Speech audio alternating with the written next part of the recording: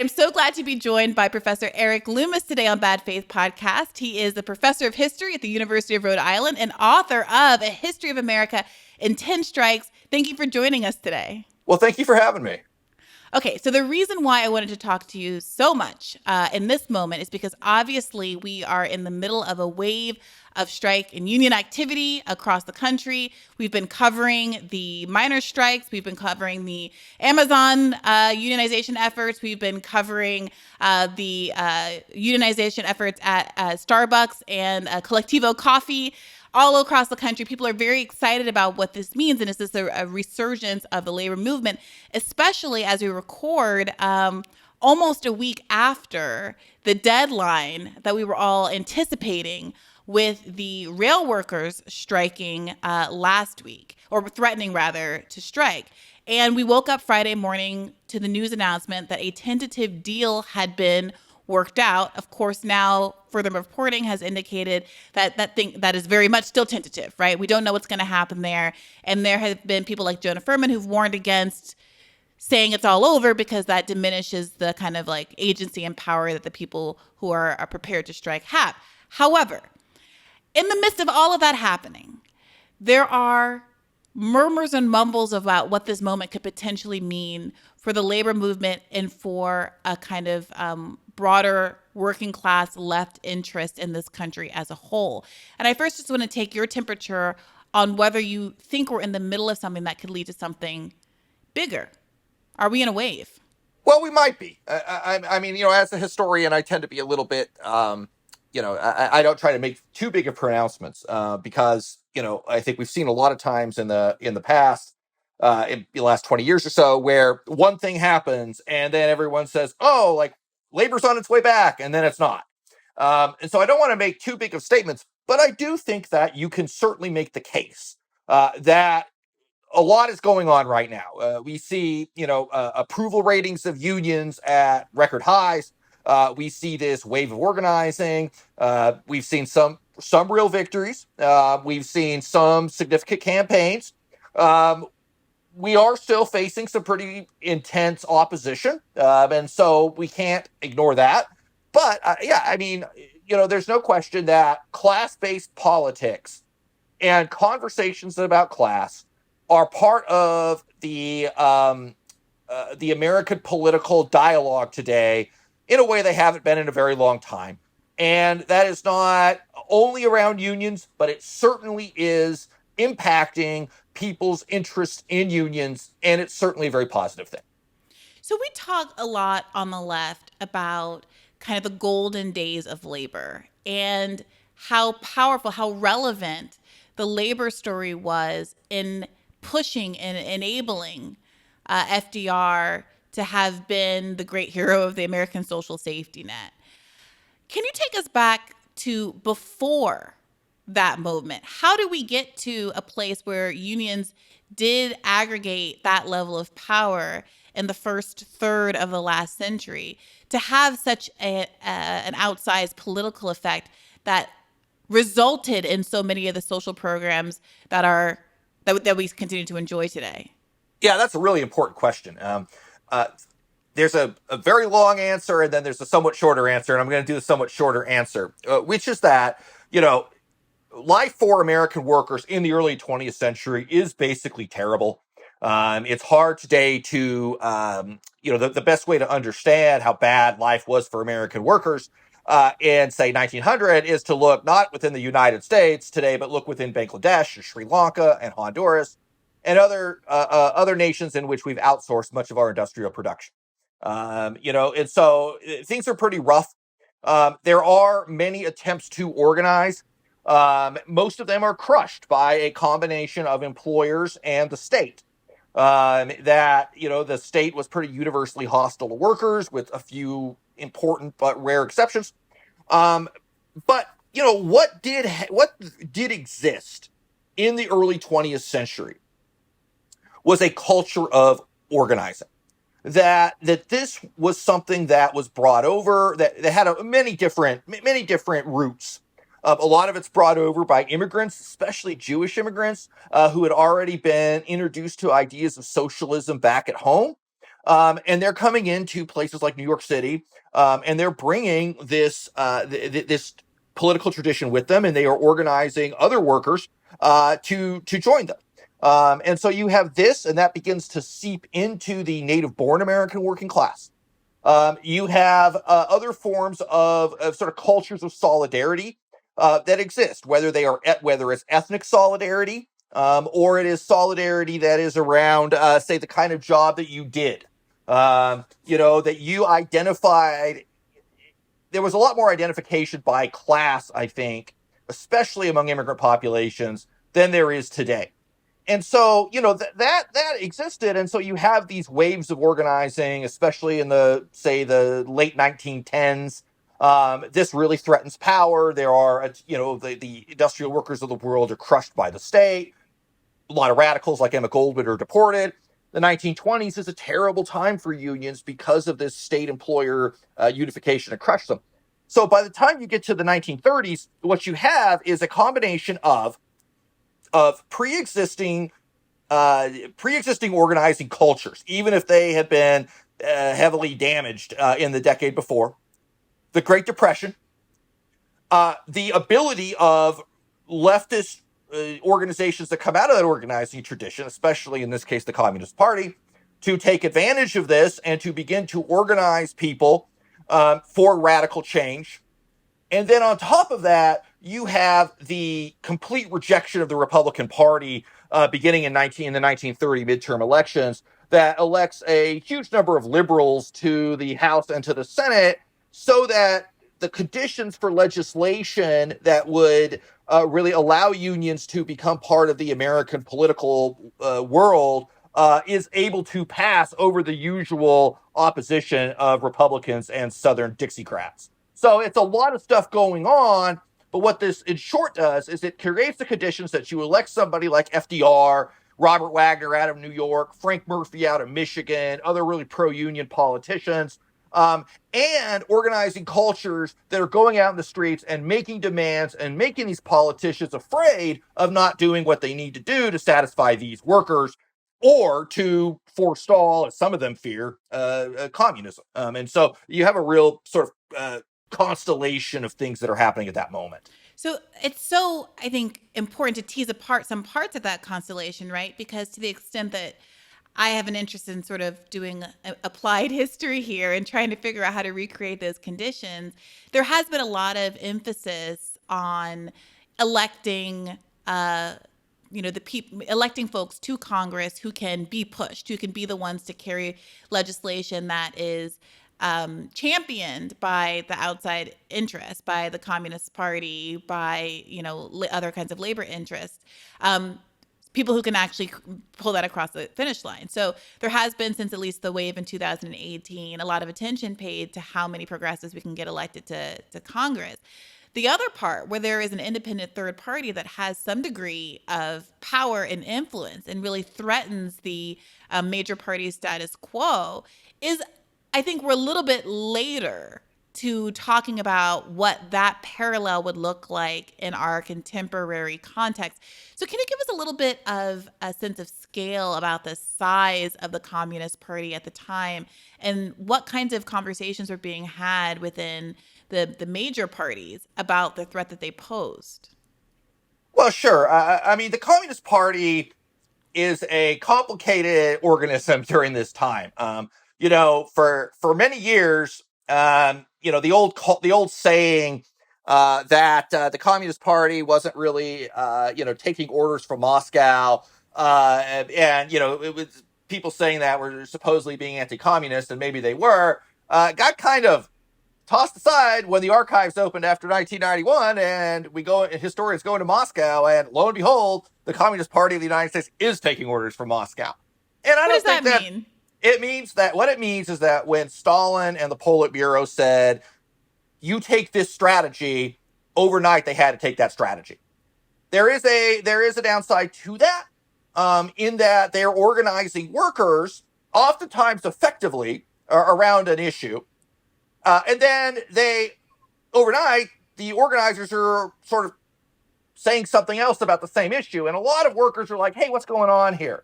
And it's not so it's not necessarily very effective. I don't think that we have to either venerate or attack the Communist Party as it was in the 1920s and 30s. I don't think that's a particularly useful conversation on either side of it. I think that we just have to recognize it for what it was.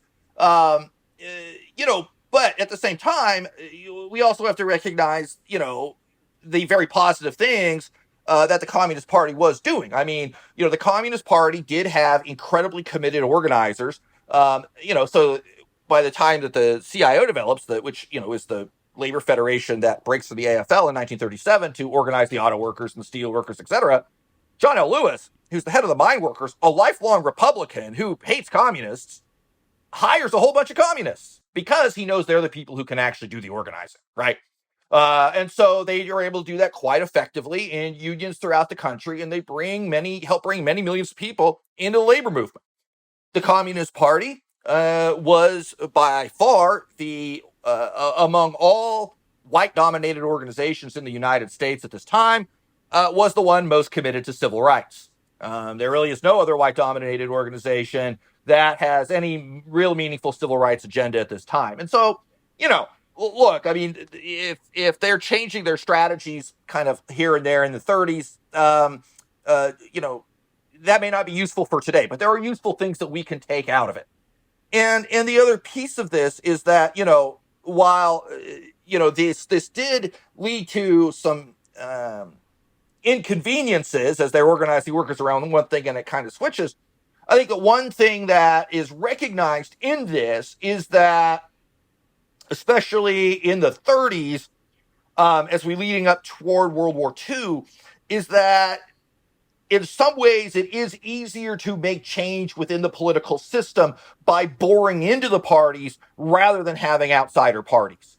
And this is kind of the Popular Front era of the 30s, in which communists are sort of entering into the Democratic Party or in the labor movement, and they're trying to bore from within to change that from the inside rather than have, say, a communist party running with a communist candidate, which tends to be less effective within the American political context. So I what mean, does one that of look? the Yeah, go go ahead. ahead, I'm go ahead. sorry. No, you go Well, ahead, please. I'm just curious what that looked like. So when they say that they were boring in from the outside, I mean, some of the criticism, for example, of kind of contemporary entryism is that the people who ostensibly have been mounted to take on that project seem to run up against the obstacle of the Democratic Party being particularly uh, adept at thwarting those efforts. So let's say it's the failure of the DNC to even entertain a measure to get dark money out of political primaries, dark money that is used to derail progressive candidates, or to even have a broader conversation about money and politics more generally, the way that we were kind of having up until 2008 when Barack Obama kind of flipped on that issue and left John McCain standing there holding the bag on the idea of doing federally funded elections. Or, kind of the shenanigans that we saw around 2016 in the DNC. You can point to all of these instances of, India Walton winning her primary and having the incumbent beat her anyway in a write-in campaign, on and on and on down the line. So people are increasingly skeptical of that approach these days. What did it look like back then? Was it more adversarial than it is now? Were people kind of marked as coming as outsiders from a separate communist party and therefore kind of carrying a different kind of banner than folks who these days seem to play ball pretty much within the Democratic Party context? Well, those are good questions. As a general rule, I would say that it isn't. If anything, the Democratic Party was probably more hostile to change then than it is now. I Mm. mean, and that's not to say that the Democratic Party is not hostile to change now. In many ways, it is. But understand, I think that at the time, at that moment, the Democratic Party's really dominant figures, other than FDR, are these Southern Dixiecrats who are determined to, make sure nothing ever changes ever.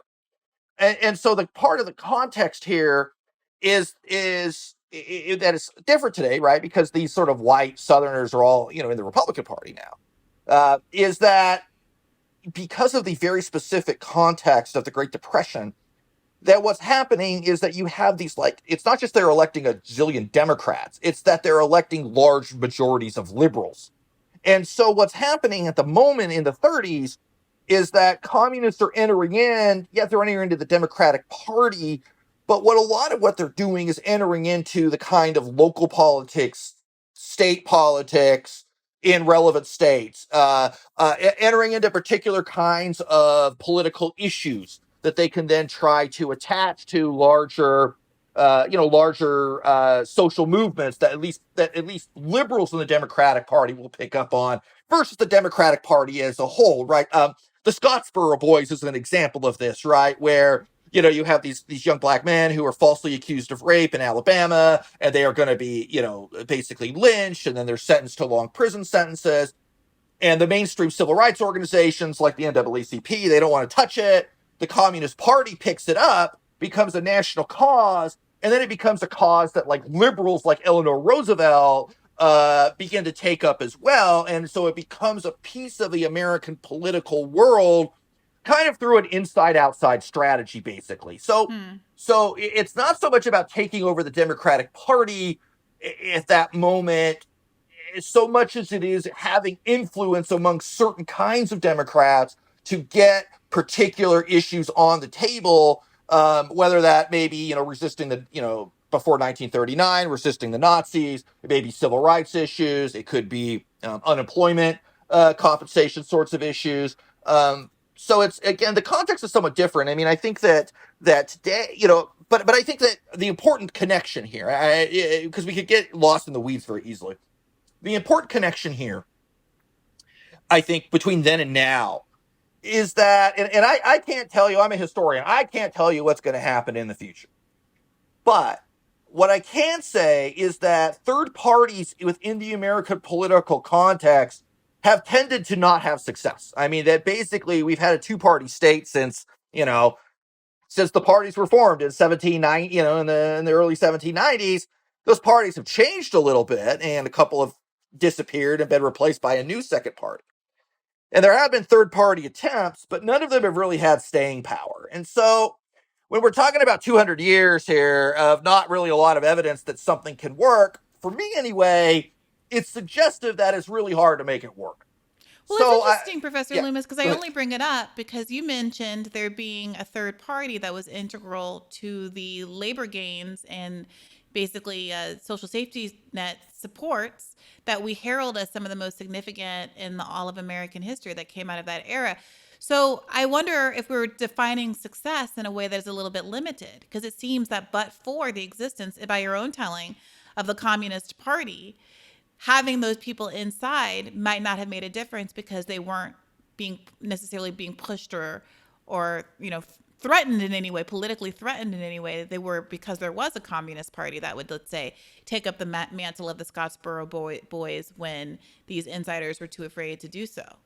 Yeah, I think that the difference is that in the mid 30s, the Communist Party are not really, it's a party, but it's not necessarily contesting electoral campaigns, Well, right? sure, but that's not the. I mean, I'm Yeah, not. Doesn't That's neither here nor there. But the question is, what was it? What yeah. was it? Because those who are looking to recreate those kinds of conditions, I think the argument is that a third party needs to win and sit in the Oval Office.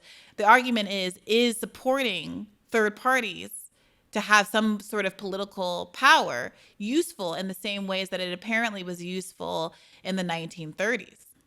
Yeah, well, I mean, it depends on how we're defining the parties here, I think. Is it useful to be involved in non Democratic Party politics that are bottom up politics that are intended to push the nation to the left? Absolutely. I think that's a precondition to any kind of useful change. I think that in our present 24-hour news cycle world, where it's constantly about the next election. That's really very unhelpful, I think, in terms of building for long-term change. And so having organizations out there that are engaging in a political process in one way or another that are not connected to a Democratic Party or any electoral party necessarily, although they may. I mean, again, conditions vary.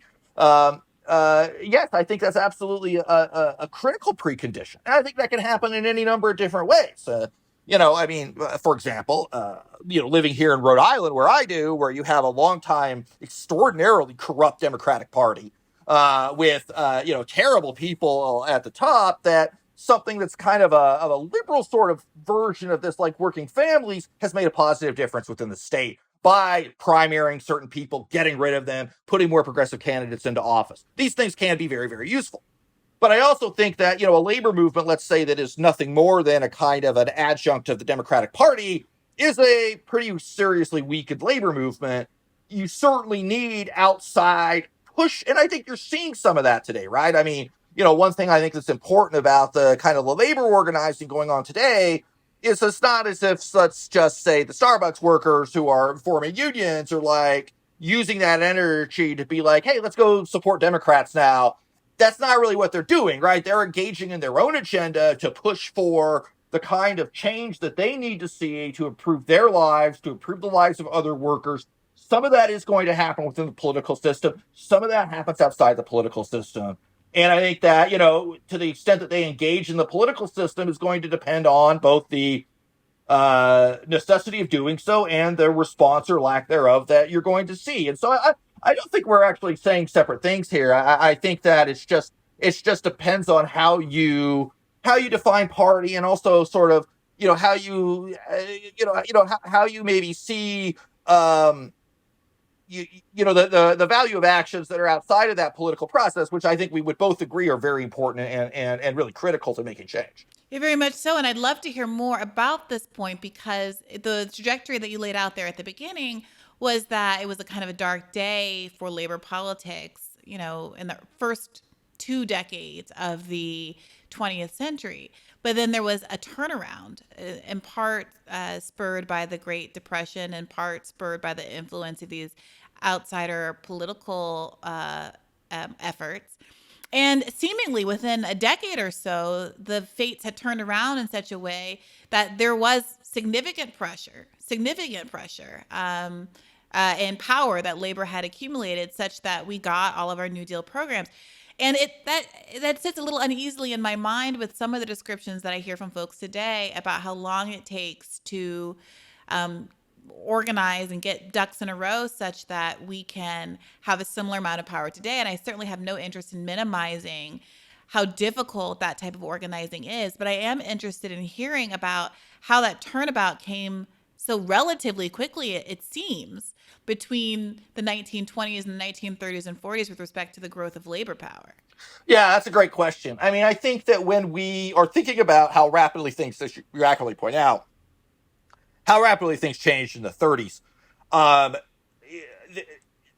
that could happen, right? I mean, those things are possible in the present. Nobody in 1930, for instance, would have predicted, I don't think, that by 1940, and especially by 1945, where labor would be as far as being a relatively powerful organization or set of organizations within the United States, and workers having gained really unprecedented rights in this country. Nobody really would have predicted that, because there was no reason to do so. So things can change very quickly, and I think that we've seen that. When I teach, I'm dealing with students, young people who are often pretty pessimistic about change, and I don't necessarily blame them for that, given the world in which we live in.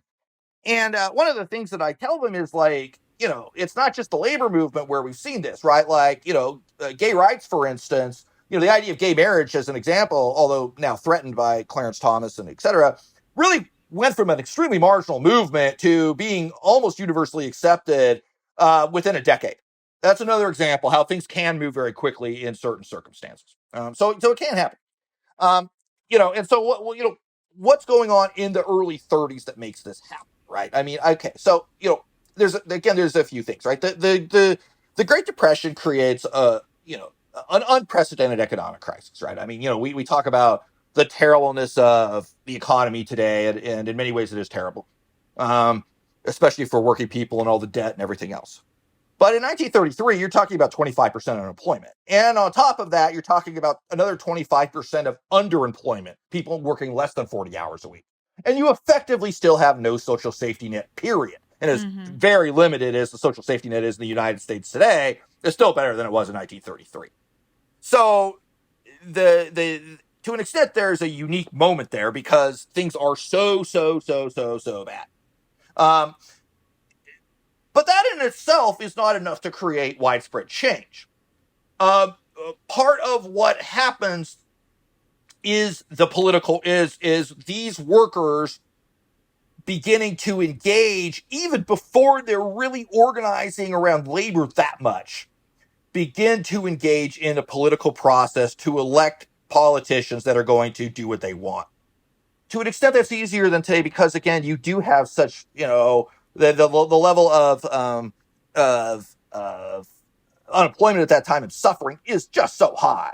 There's so many people that are engaged that, if you look at the 1930 midterm election, Republicans are just wiped out. Now, that doesn't in itself mean much. A lot of Democrats in 1930 were not liberal, were not leftist, did not believe in unions, etc. It takes a series of elections to make this happen. 1932, FDR is elected. Well, that's a good thing, but FDR doesn't exactly come in as being like, hey, everybody, let's organize. It's not really how it works. So what you begin to see is this initial New Deal legislation seems to open up some room for unions. Organizers go into these various places. Again, many of them are communist, not all, but many of them are communist or socialist of various stripes. And they're basically telling workers, we have an unprecedented opportunity here. We should go and engage in mass labor action. 1934, you have 4 major strikes throughout the country in textiles, especially in the South, but also in New England, auto workers in Toledo, truckers and teamsters in Minneapolis, and longshoremen in San Francisco, as well as a lot of smaller strikes. And all of this sort of puts the fear of God into FDR and others that's like, wow, we really have to do something here. We really have to make these changes. We really have to pass real pro-labor legislation. And so workers are on the ground, going out into the streets, making it very clear what they want and saying we are going to put people in office who are going to do that. And if you don't do that, we're going to get you out of office. So that in the 1934 and 1936 elections, they are electing in critical states like Minnesota and Michigan explicitly pro-union candidates who then act that way and, don't do what the auto companies want and use the National Guard to bust the strike.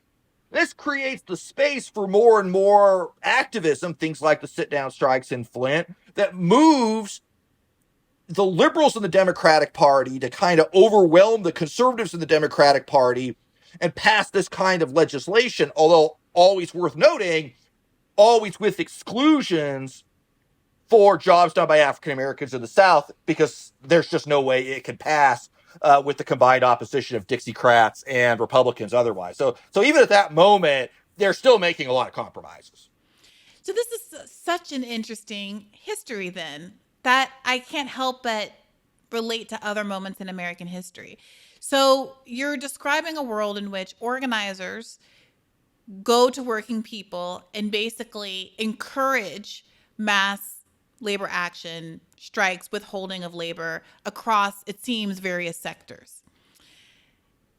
And at some point, the Republican leadership tried to meet this moment by busting the strikes. And by contrast, Democrats decided, whether opportunistically or out of the goodness of their hearts or some combination of both, realized that there was some political benefit to be had to protecting the labor interests and rights of these people in exchange for their support in electoral context.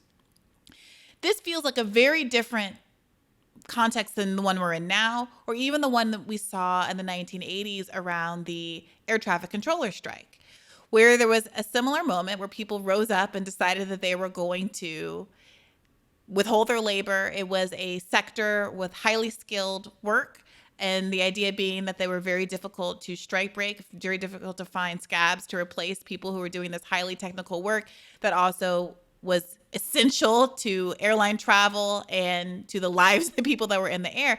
And yet, instead of kind of bending the knee to labor, Reagan obviously chose to bust that strike. So What happened in the interim? And why do you think that Reagan was confident, and I think rightly confident, that he was going to be able to make that kind of a political move without there being significant political fallout for the Republican Party's relationship with labor and their ability to get elected? Yeah, that's a series of really important questions. Fundamentally, the biggest issue is that successful organizing was concentrated in relatively few states. In 1955, when the CIO remerges with the American Federation of Labor, half of CIO members were in 5 states. That's New York, Pennsylvania, Illinois, Michigan, and Ohio. What this means, yeah, there's smaller numbers in New England and on the West Coast. But what this means, though, is that labor had failed to organize the South, the Great Plains, the Mountain West, by and large. And what that meant is that a huge number of politicians owed labor nothing. There are attempts to organize in these places. And this is where, like any story in U.S. history, race comes in. I mean, in 1946, the CIO understands the situation, right? They're not dumb. They know they need to organize the South in order to really consolidate their power. And what ends up happening is that they go down and they engage in something called Operation Dixie. And they face the reality that black workers are more interested in unions than white workers. But these unions don't believe they can win unless they appeal to white workers. So they end up downplaying their civil rights unionism. And they try to appeal to these white workers, but it doesn't work because these white workers effectively, and this is one of the big themes I find in American history, and if we want explanations about why the U.S. does not have the same kind of radical tradition as a lot of other nations, one of the answers, not the only, but one of the reasons, is that many white workers have chosen what they see as their racial identity over their class identity. In other words, they will choose to unite with racist whites like, say, Donald Trump, and over uniting with black workers. And so the CIO is never really able to organize the South. I mean, they organize some, particularly African American locals, but not enough to really impact the politics. And of course, these black workers can't even vote in the South anyway at this point. So, in other words, labor is actually, even at the peak of its power, is not actually that powerful. It's powerful in a series of states, right? It's powerful in 12, 15 states, but that is, 25, 30 senators. And so right after the war, you have a big strike wave in 1946. This leads to a huge reaction so that in 1947, Congress passes the Taft-Hartley Act, which does a number of things, including kicking the communists out of the labor movement, banning a lot of the successful solidarity actions that unions took to win during the 30s and 40s, such as secondary strikes, like, basically banning a general strike. I mean, that's effectively what it does. It makes a general strike illegal. And what's notable here is not just that Congress passes it, it's that President Truman, who was not really pro-union himself, but who thought that this bill was like way out of control, he vetoes it. Mm-hmm. And Congress overrides the veto. So it was gargantuan majorities in Congress that opposed unions.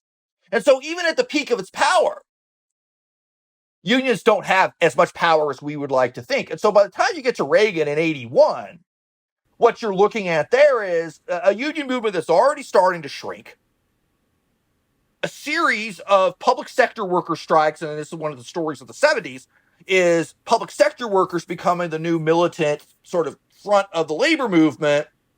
But at getting big pay raises, which they needed desperately, at the same time that the economy is bottoming out for private sector workers. This is the era in which, you have inflation, the oil crisis, factories closing and moving to Mexico.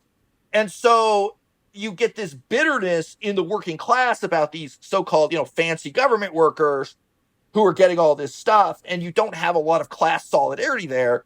So that by the time you get to 1981, where you have a hard right president who interestingly had in fact not that bad of a record on unions when he was governor of California, but he sees these traffic controllers as a threat to his authority, the economy, and he sees their action as illegal, which it technically was, but there were lots of public sector strikes at that time that were happening, and nobody tried to bust them. So that he takes this radical action and fires them all, and it actually helps him politically. In other words, Americans had not built a culture of solidarity.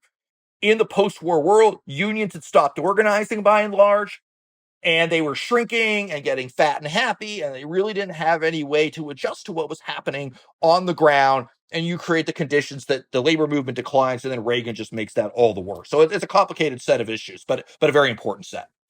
I'm going to say something that's a little bit Pollyanna sounding, maybe. But I can't help but want to pause on the idea that one can make it illegal to stop working. The idea that one can make various kinds of strikes illegal fascinates me. And when you point to the idea, I mean, I really hear what you're saying about labor never having so much power outside of these specific geographical contexts.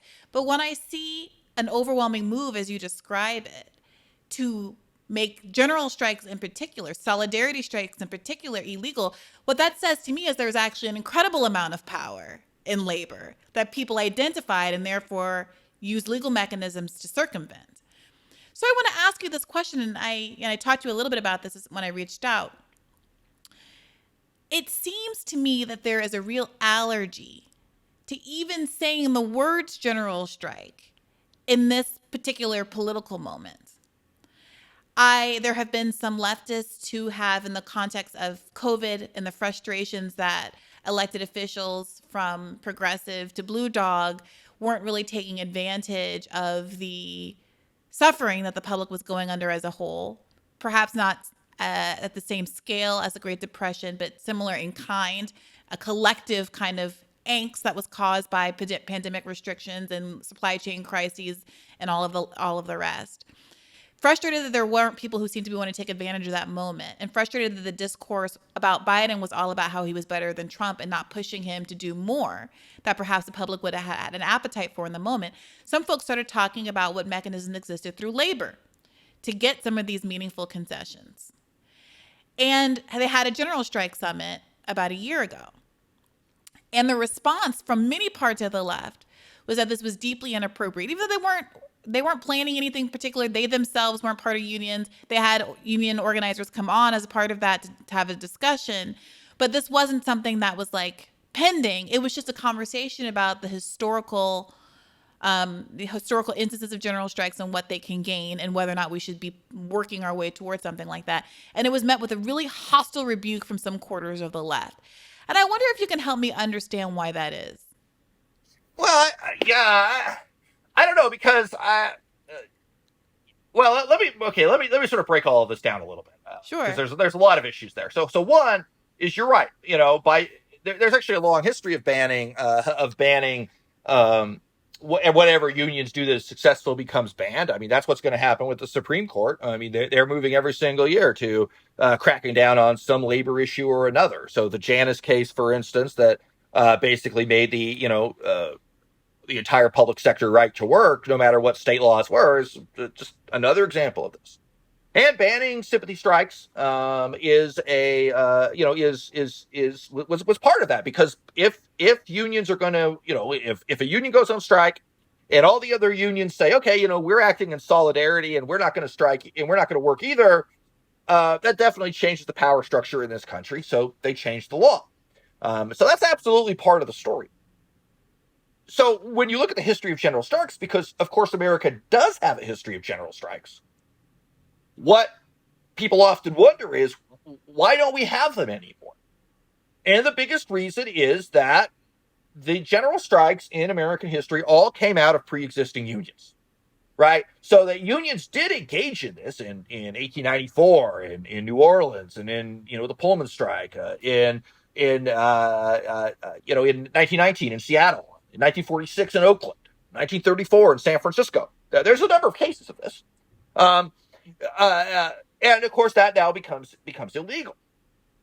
So that's the actual reason that we don't have them anymore. But if, but I think that it's also there's a secondary issue here, which is that, and I agree, we should be having, I mean, a summit to talk about general strikes. Great. We should have these conversations. We need to understand what's going on. We need to understand what is possible. We need to push the envelope on what's possible. We need to understand why things haven't happened in one or another ways. So all these things are really critical. And the possibility, and this is important too, even the threat of something like a general strike can have a major impact. I mean, remember back to the government shutdown, when it finally got broken after Sarah Nelson of the flight attendants union Mm-hmm. said, maybe we should have a general strike here because you have all these people not getting paid. And the next day, a few air traffic controllers decide to not show up for work. All of these rich people on their first class flights can't land, and the government, goes back the next day. So there is evidence that even the threat of such a thing can have a serious impact. So we should be having those conversations. So I fully support all of those kinds of conversations. I do, to me, if there's a problem with the sort of general strike discussion, it's not a problem of opposition or anything like that. I mean, I would, the idea behind it is something that we should explore and push forward when relevant and appropriate. I think that part of the problem behind it is that it kind of serves as a desire for sort of a spontaneous politics to kind of take over and immediately transform the nation, which comes from a very understandable place, a dysfunctional political system, an economic system that seems impervious to meaningful change, all the climate change, all the problems that we see. But every now and again, I have people ask me, like, what would it take to have a general strike? And my response is, well, you have to organize, right? You have to go, and like, if the people are going on strike, the people are not just like your friends. The people are your racist uncle. The people are the jerks at work that you can't stand, right? The people are kind of everybody. And it takes a huge amount of organizing. You have to sort of overcome the reality of this so that, there's a reason these general strikes come out of unions, because they have the pre-existing organizing capacity, organized workers ready to move. And that kind of creates a structure by which then you can push this forward, and other people who maybe are not connected to this or not connected to any union can feel comfortable, know what the goal is, move the process forward, or just feel peer pressure that they have to comply, or like somebody's going to be really mad at them, which is a perfectly good reason too. Hey, So go ahead, go ahead. Professor Loomis, that's what's so interesting, though, because there is a tension that I've observed between the reality that it requires preparation and the unwillingness to have the conversations that constitute preparation, or to even say the words out loud. And forgive me, but sometimes the rancor with which even the words general strike are met, it almost feels, for lack of better words, like an op. Like the inconsistency there is difficult to process. If this requires organization, great. Why the antipathy toward organizers who are beginning to have that conversation? And to your point about how this springs out of unions, it does feel especially odd to see so many unions across so many sectors kind of in an uncoordinated way, but perhaps inspired by each other, independently move in that direction, organizing themselves. And now, at least in the case of these rail workers, perhaps be on the precipice of a strike that could have enormous economic consequences and thus has enormous power, for there to be absolutely no, I mean, I'm talking zero, zilch, no conversation about what would happen if the dominoes started to fall across sectors.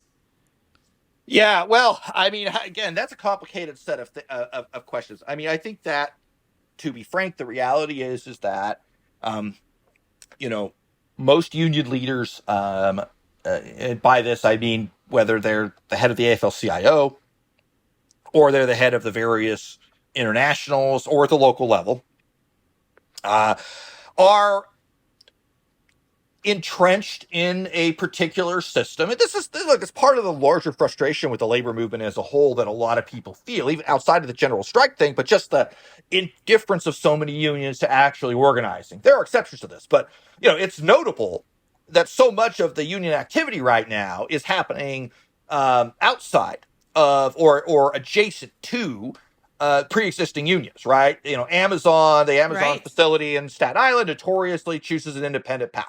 There are strengths and weaknesses to that. That's another question. Established unions do have resources, but nonetheless, they chose that path for a reason. The Starbucks workers, yeah, they're getting some assistance from SEIU, but they are moving in a pretty independent path.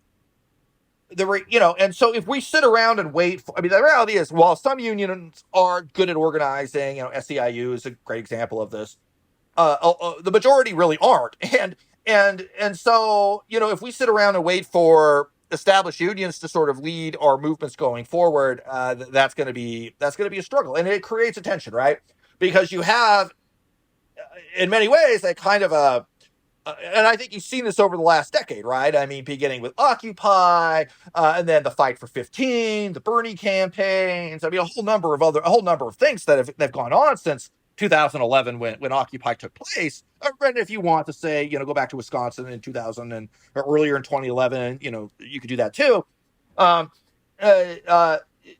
you have this kind of like mass desire for this change, but the actual existing structures that are best that are best set up to take advantage of that change, many of them don't want to do anything for it. And I think that's a bit of frustration for a whole lot of people on the left, that the actual existing labor movement is so reticent to spend significant resources on organizing. Now, the only thing I'd say to this is that some of the answer to that is that,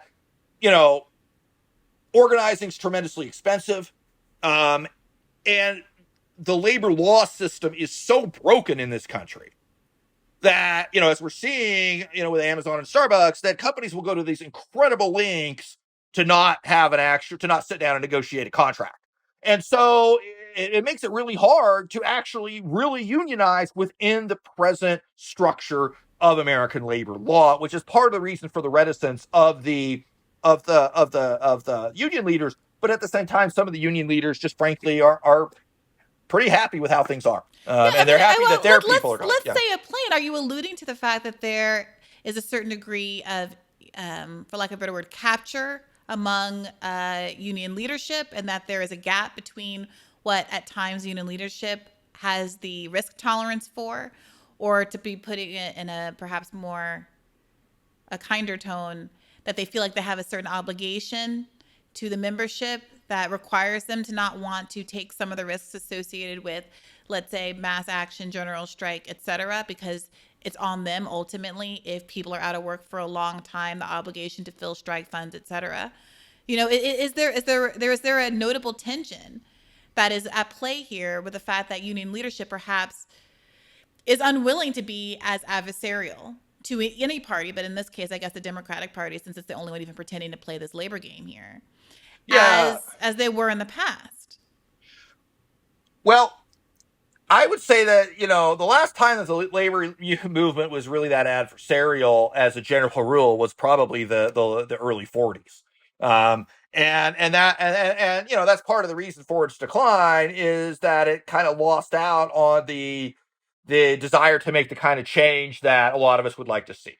Now, that exists in a number of different ways, right? Some of it is, an allegiance to the Democratic Party, or even more specifically than that, specific Democrats, right? Democrats that they have long-time relationships with. As an example, the very early American Federation of Teachers endorsement of Hillary Clinton is an example, right? Well before things had the primaries had even really gotten underway, is one example of this, right? Now, did the AFT poll members around this? Well, they may have. I can't say for sure. There's been debates around this.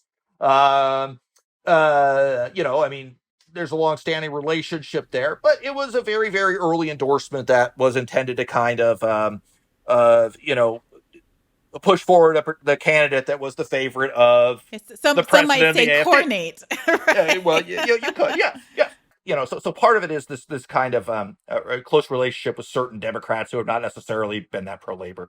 I do think though that like for to use the kind of financial terms that they themselves would use, that they believe they have a fiduciary interest in their members, right? And that's not totally untrue. I mean, they do. I mean, unions within the American context exist to represent not the working class as a whole, but their members. And that has sometimes, and in many cases, most of the time, going all the way back to the 19th century, but very damaging for larger ideas of solidarity within the American labor movement, right? I mean, so when we think about solidarity, it's a word that we throw around a lot, but the history of solidarity is one that's pretty fraught because the institutions that we would like to think of as leading solidarity campaigns through our history often have been very reticent to do so, not just in the present, although oftentimes the present, but even going back to like the beginnings of American unionism, where you have, let's just say as an example, the Pullman strike in 1894, where Eugene Debs pulls his workers off work to support these workers, but the elite railroad workers, the so-called railroad brotherhoods, they think they're a bunch of commies and have no interest in any of this at all, and they continue to work. So it's long been a problem. I mean, it's a problem endemic to the structure of the American labor movement, and I think you see it in, going back to the Scottsboro Boys thing, for instance. Within mainstream civil rights organizations, sometimes the same kind of thing can happen. So I think there's actually a lot of barriers to the sort of action coming out of union leadership that perhaps some of us would like to see a lot more of. But that's what's so interesting about today, Professor. It's that today the conversation about railroad workers, at this point at least, is not at all racialized. It seems like the desire to have truly the bare minimum, what they're demanding in terms of vacation days, is both a deeply sympathetic demand. It is not a wage demand, at least at this point. It's not a wage demand of the likes that you described with the 1970s era public service workers that created this gap between their interests and the interests of more traditional blue collar labor.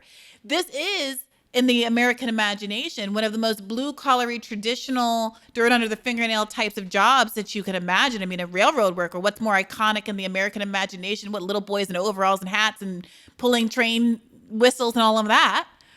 So it really does seem like to be a perfect storm of sorts for a broader labor action, or even this one labor action, even if it doesn't broaden to other sectors, to kick off.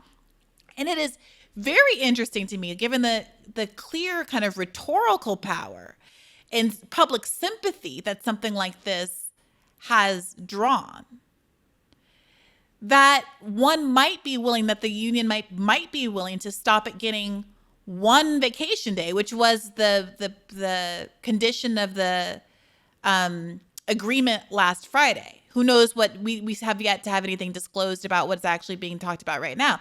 But the thing that stopped the strike from happening on Friday night was one vacation day. And what does it say to you, that gap between what seems to be possible and what folks seem to be settling for? Well, I think that it's again, that's a good question and a good avenue for exploration. I think that at the core of what we're seeing right now, not just with the rail strike, but broader, is that so many of the actions that have been taken recently have really been what we call social movement unionism. Right. So that, these teacher strikes, let's say the teacher strikes of 2018 that came in, these very conservative states like West Virginia and Oklahoma. Um, yes, it was about wages, but it was also about your kids. Right. It was, we're striking so your kids can have a nurse in class. We're striking so that, so that your kid has a music program. we're striking so that we get enough of a wage gain that rather than me, your son or daughter's teacher, working a second job at night, I'm actually like preparing to teach or grading or sleeping, you know? And this is very, and I think that it comes out of a moment where, again, as I point out, in the 70s, there was this kind of disparate thing. But today, there's not. Like, the economy just doesn't work for the vast majority of Americans. And so that, between the student debt issues and, the housing, the inability to have good housing and all this other stuff, the economy is just not working for lots and lots and lots and lots of people. And so because of that, there's not that disconnect, let's say, between one set of workers and another set of workers, like there may have been in the 70s. And I think that's why you've seen a lot of this success and a lot of this sympathy that has come out and solidarity from a variety of sectors toward striking teachers, toward the Starbucks workers, toward Amazon, toward, these nascent campaigns at REI and Apple and places like this, and toward these trade workers, right? Because, I mean, the idea of not having sick leave, of literally being punished for taking an unpaid day off because you're sick, is insane, right? I mean, that's it's not just a labor issue, that's like a human rights issue, especially during a pandemic. Yes. And so I think that Americans in the last 10 years have been moving forward and trying to figure it out. I really say that this period of time is a lot like, say, the 1870s and 1880s, in the sense that in both of those periods, let's say the 1880s and the 1980s or 1990s, Americans, like, they really wanted to believe in capitalism. They really wanted to believe this system was going to work. There was all this ideological work that was taking place.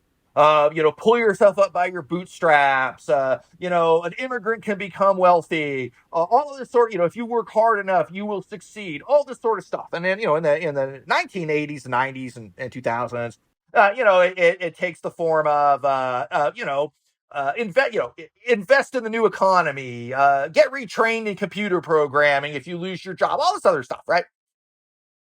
And in both cases, there comes a point, really in the 1890s, in the really beginning, and then again, since 2008, where all of a sudden it's like people feel like they've just been slapped in the face by capitalism. And all of a sudden they realize, wait, this system doesn't actually work, right? But I don't know what to do because I have believed in this for so long.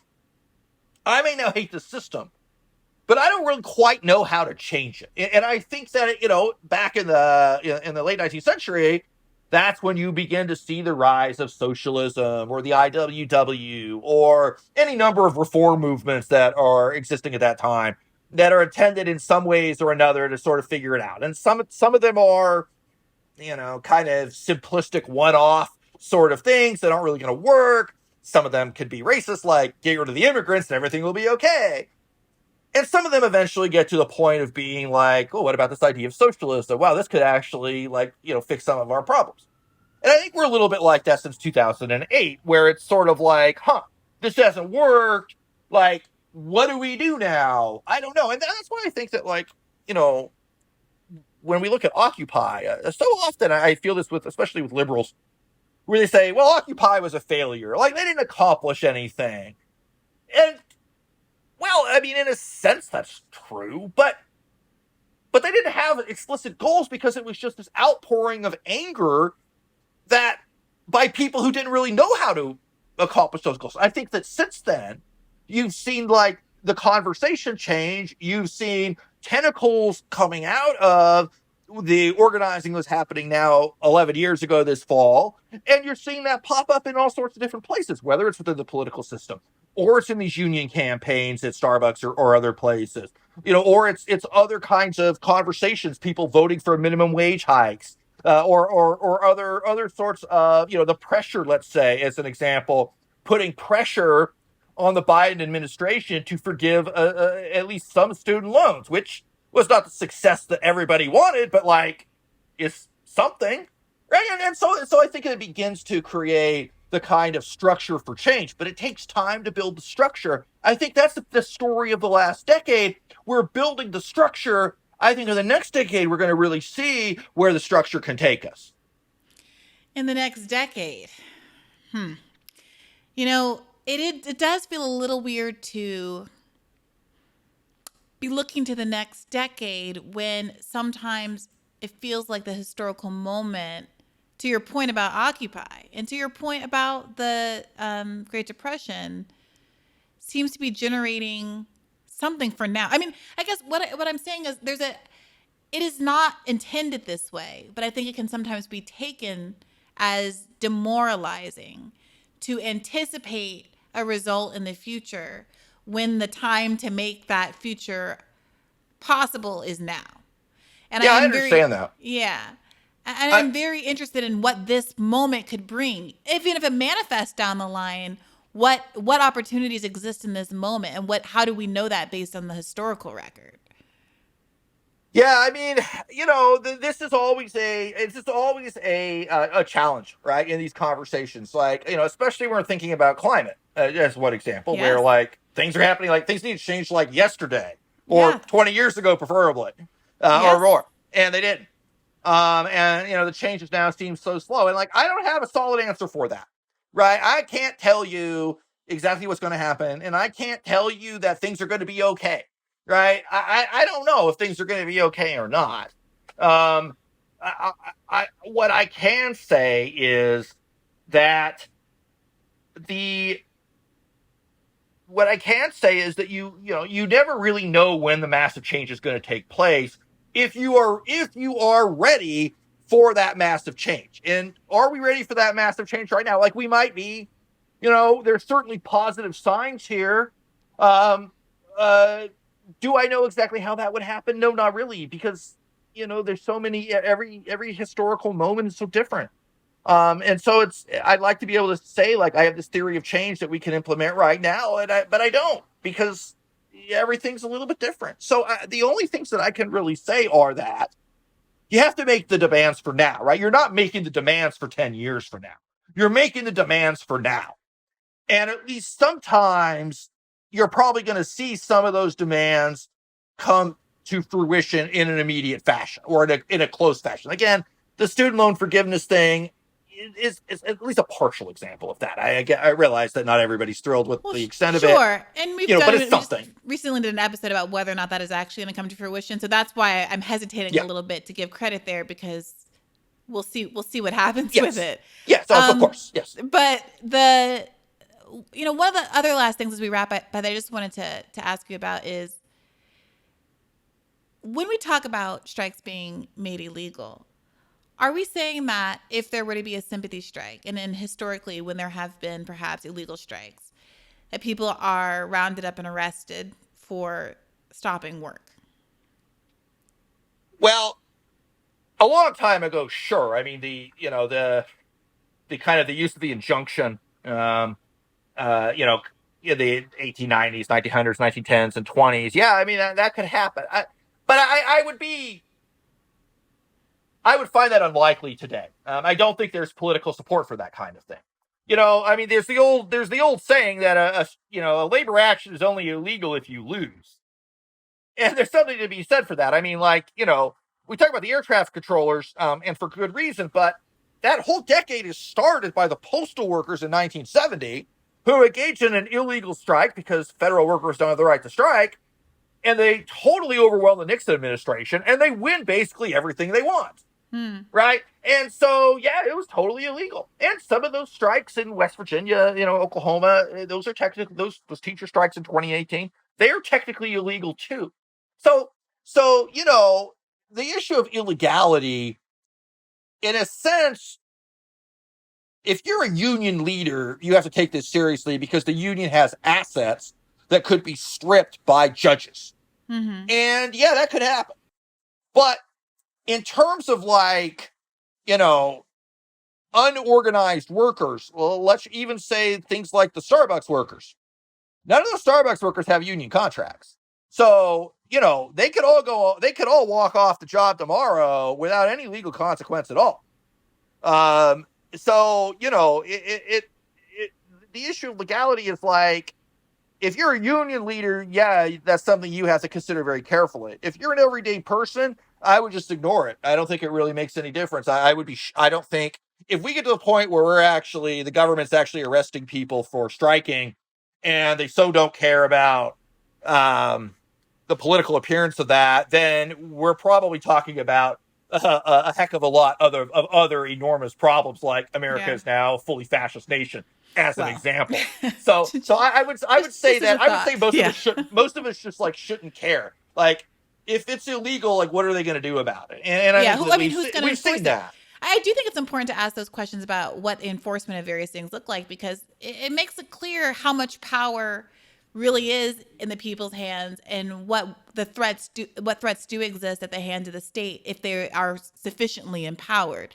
And so I guess my last point related to that is, if the main kind of sanction is financial in nature, and if so much of the conversation or the risk assessment by union leadership in terms of whether they do go on strike, whether a legal strike or a sympathy strike, a general strike, a solidarity strike, is this financial cost, it, from my perspective, and maybe I'm wrong, it does not seem like there's very much in the way of a robust conversation about how people who are not unionized and people who are supportive politically could be organizing themselves by giving money to strike funds in solidarity with some of these movements.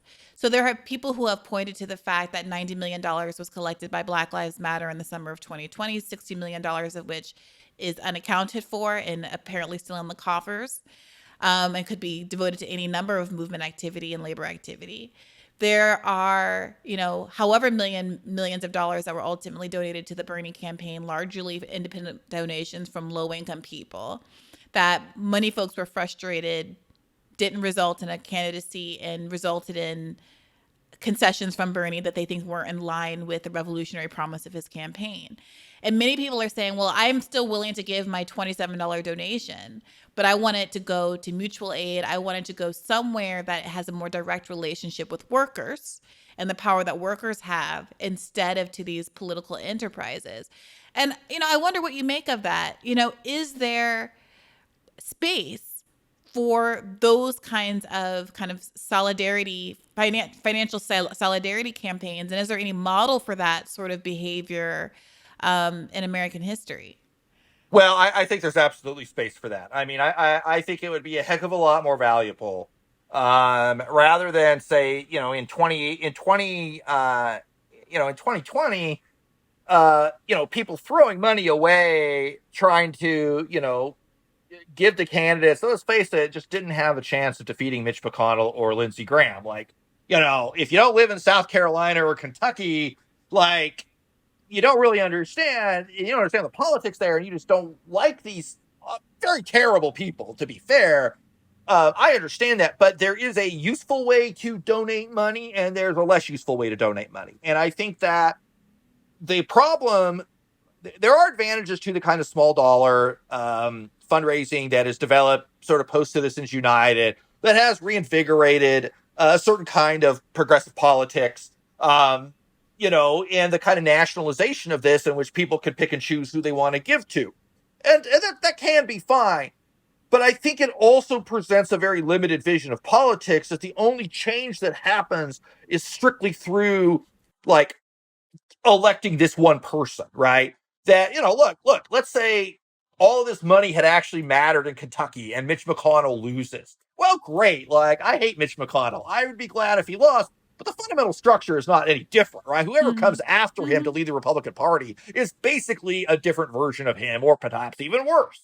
So, it's not very useful. I think that moving toward, there's a time and a place for political donations, but it doesn't have to be a 365-day a year intense focus on the next campaign. That there's a ton of space for, if people do feel that giving money is a useful way to move forward the positions of solidarity, that setting up structures to move that to any number of different kinds of social movements, to build campaigns that are outside of the political process, would be enormously valuable to the nation as a whole. And I think that's something that not only should be explored, but really prioritized on the left more broadly.